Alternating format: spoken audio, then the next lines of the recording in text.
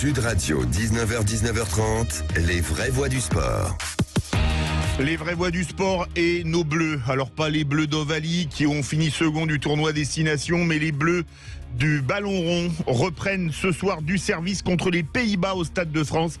Premier match de qualification de l'Euro 2024. Nous sommes en compagnie de quelqu'un qu'on aime beaucoup avoir dans les vraies voix du sport. Bonsoir Chérif Guémour.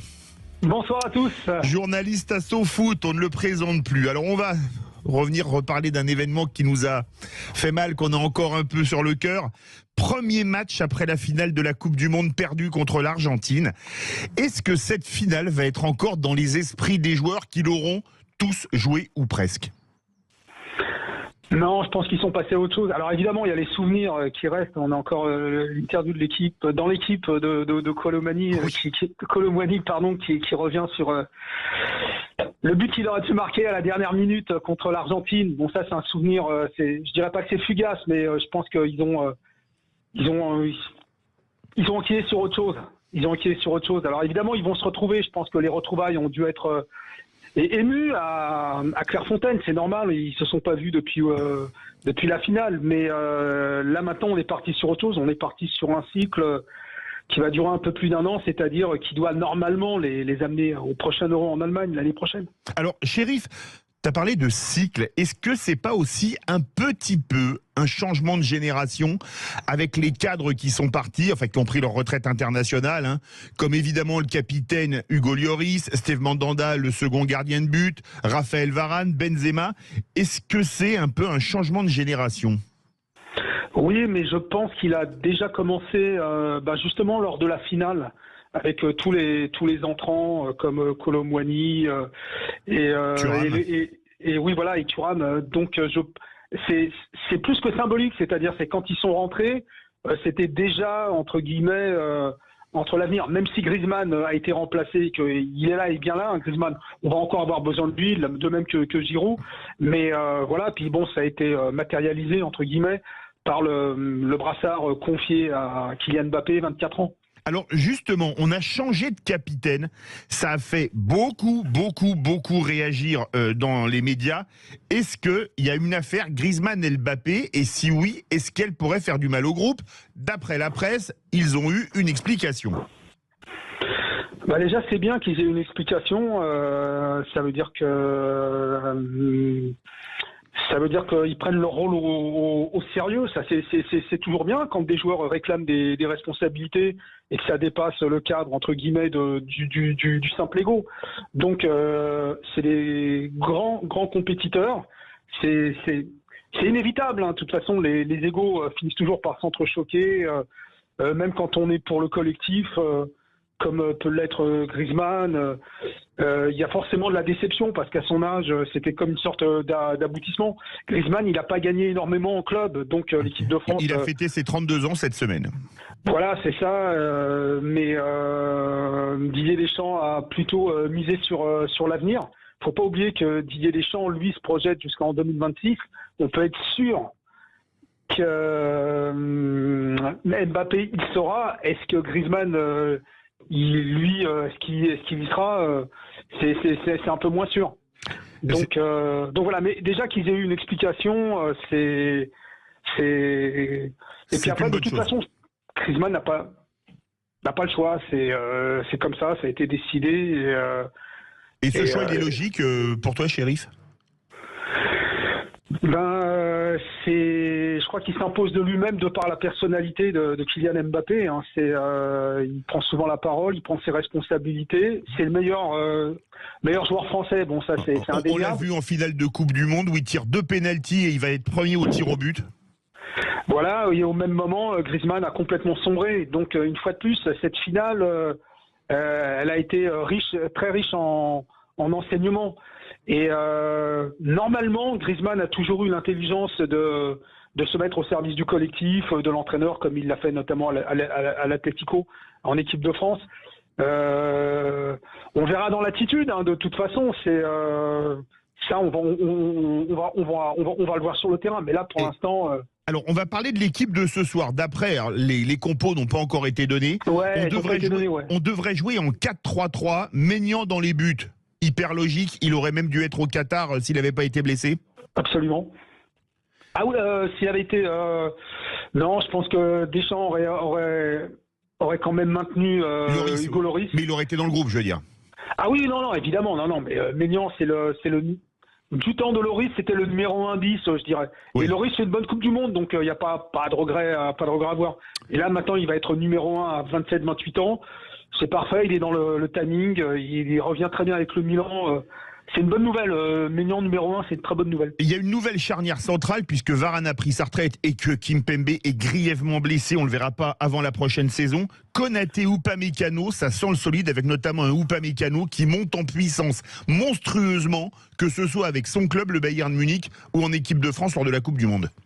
Oui, tous les deux, ils avaient déjà joué quelques matchs pendant la Coupe du Monde. Je crois même qu'ils avaient été associés à un moment, à un match.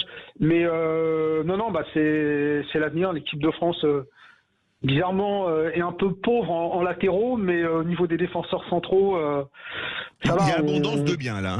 Il y a abondance de biens. Donc, ils ont fait leurs preuves tous les deux. Je dirais qu'il y a Konaté qui est un peu en deçà à Liverpool.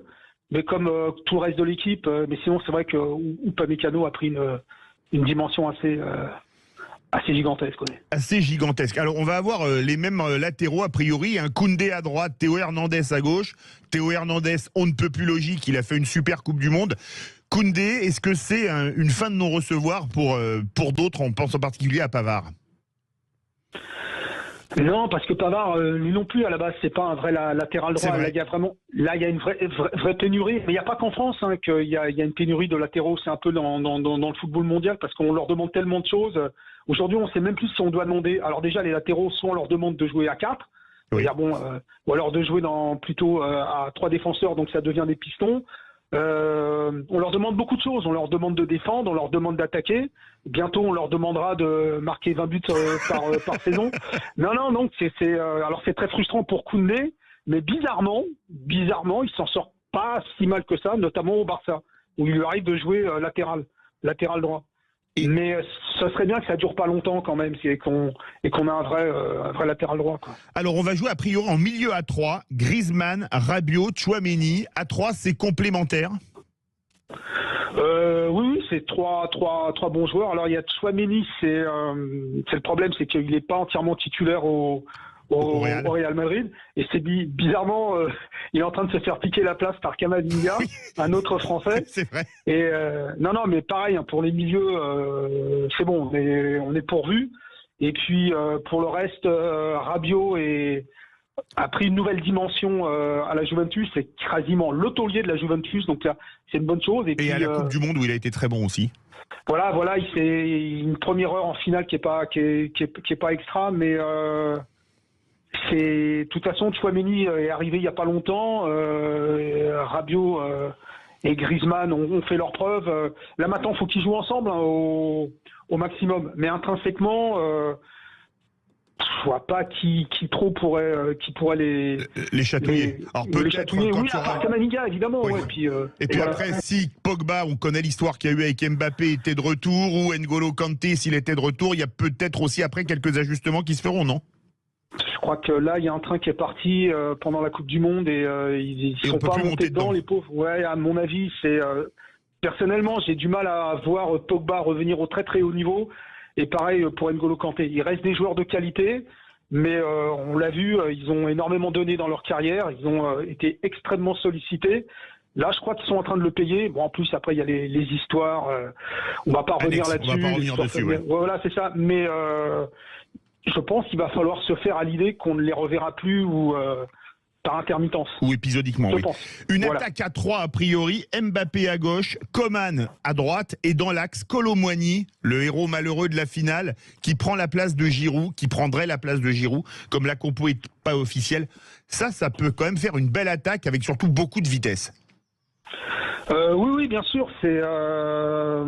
Alors justement, c'est peut-être un petit peu ça le problème, c'est que voilà, on a beaucoup de vitesse et de mouvement, donc a priori pour jouer dans la profondeur, pour jouer en contre. Mais je suis désolé, on a encore besoin d'un Giroud. Alors peut-être pas pendant tout le match. Je veux dire, Giroud peut commencer ou finir les matchs une fois qu'on a bien essoré la défense adverse. Mais Kolo Muani, c'est étonnant, il monte en puissance. Même avec son club. Oui, tout à fait. Mais désolé une fois de plus, le plus efficace pour l'instant reste Giroud. 4 buts en Coupe du Monde.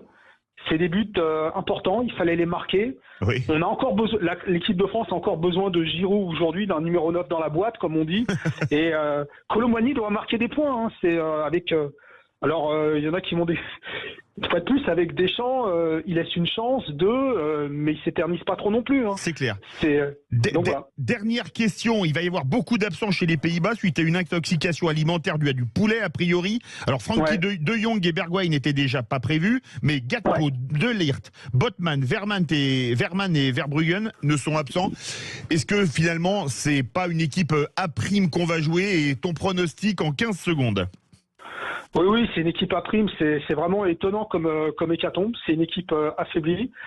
Après les Pays-Bas, ça reste les Pays-Bas, donc c'est une équipe qui joue, en principe on devrait avoir un bon match, mais vraiment après toute cette hécatombe, difficile de ne pas voir la France favorite, Donc un score, non, je sais pas, mais a priori, la France est favorite. Eh bien, allez les Bleus. Merci beaucoup, Cyril Guémour, journaliste à SoFoot.